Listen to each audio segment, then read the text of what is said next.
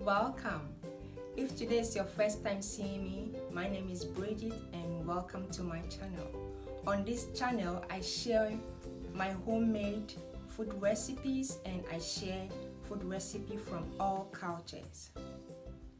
I will also be sharing very soon DIY kids activity, science experiment, art and crafts that will help kids learn and have fun at the same time. And today I will be sharing with you a family inspiring video that will help bring families together. Without much ado, let's get started into the video. So you can buy books which will be for your personal use. The only thing is going to be spending much money on it, which is good, but there is a cool and free way to get books. This is through the library. There are different types of books that you can select from the library, different topics, different subjects, and it is free. The only thing is you have to take very good care of them.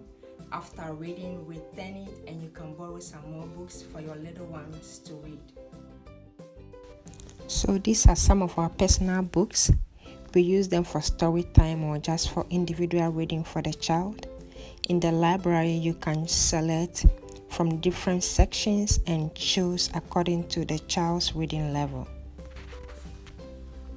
Now that we know how to acquire our books and our books are ready, let's dive into the main idea. So there are three basic ways by which a child can read books. And the three basic ways are by reading the pictures, by retelling the story, and by reading the actual words in a book. The number one way by which a child can read a book is by reading the pictures. So this approach is normally used by babies and children who are not yet fully communicating. They use pictures in the book that help them to connect with colors and sound if they are using play sound kind of books to read. These books are great for picture reading. Before starting, you can talk about the parts of the book, the front cover, the spine, and the back cover. It is also important to teach the child the right way to hold a book. This will come naturally for most kids, but kids that need help should be given help. So the child can read the pictures like this. I see orange, banana, apple, plate, picnic basket on a picnic blanket. B is for balloons. The child can count the balloons, tell the colors. I see some chocolate chips, rolling pin. C is for cookies. D is for dog. E is for elephant. And there are some trees. F is for fish. How many fish are there? The child can count that. G is for garden. Here you can ask a lot of questions. You can ask the child to show you a lot of things here. How many apples are in the tree? You can ask the child to show you the shovel, the watering can. You can ask the child to show you or count the plants in the dirt. H is for hammer. The child can count the nails that are on the wood.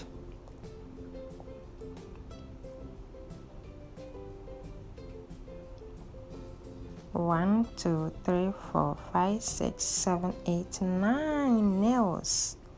I is for ice cream. There is a cherry, chocolate syrup, sprinkles, yum ice cream. And this is another book that can use also use the pictures to tell the story. This is an old book. It's more than 5 years. I haven't changed the battery before, but it's still working very good. So this is a kind of speak to me kind of book. It helped develop language using this book. The child will just press on the a picture of the animal and it says the sound the animal make. You can also read the words. So they are just using the picture now and the sound to read the book themselves. And they are going to have endless time of fun while reading.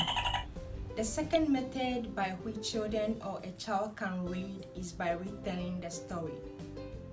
This is done by children who are not quite ready to read a book. Use this approach to read a book. They are using their imagination to explore the book, and pictures in the book help them retell the story in their own words. Sometimes or most of the time, the child retell the story to the exact story in the book without even them knowing. A child may retell the story in his or her own words like this. This is a book that teaches about the life cycle of a butterfly.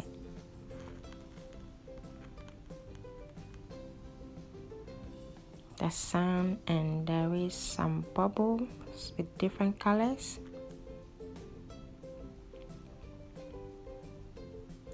Once upon a time, or one day, there was a moon in the night, and there was a tiny, teeny egg. The sun rises, and there was a caterpillar.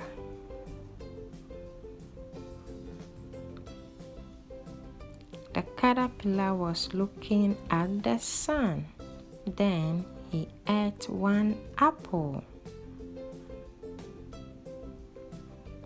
The next day, he ate 2 pears, and he was still hungry. He ate 3 plums, and he ate 4 strawberries. The next day, he ate 5 oranges. Then he ate some more. This is where it gets tricky. The child may be getting hungry right now, so get some snack down when you are reading this book. Very funny. He ate some cherry cake, ice cream, cheese, salami, lollipop, cherry pie, cupcake, sausage, and some watermelon. And he didn't feel well. The next day he ate a leaf, and he feels all better and was a big caterpillar and became a cocoon. Then he was a big, beautiful butterfly. The end. The third and final way by which a child can read a book is by reading the words. This approach is used by children who already know how to read. They read the words from the book, and the pictures in the book help them get better understanding of their reading. A child may go like this by reading the word Giraffes Can Dance, written by Giles Andrea, illustrated by Guy Parker Rees. Jara was a tall giraffe whose neck was long and slim, but his knees were awfully crooked and his legs were rather thin. So after a child is done reading a book, or an adult help a child read a book, it is also important to ask questions. You can ask questions like, what type of book did we read? Whether it's a fiction book or a non-fiction book. So fiction books are books based on imagination or fantasy. So all kinds of fairy tale stories are fiction books. This is an example of fiction book. And non-fiction books are books based in fact. So books about cooking, about fitness and health, about pets, about the weather, they are all called non-fiction books. A great example of non-fiction book is this: Scholastic News, Nature's Sunscreen, How Animals Get Cooled Down on Hot Days. It is a great example, and this book about Horts in Your Backyard is also another example of non-fiction book. It talks about plants, talks about animals, squirrels, what they eat.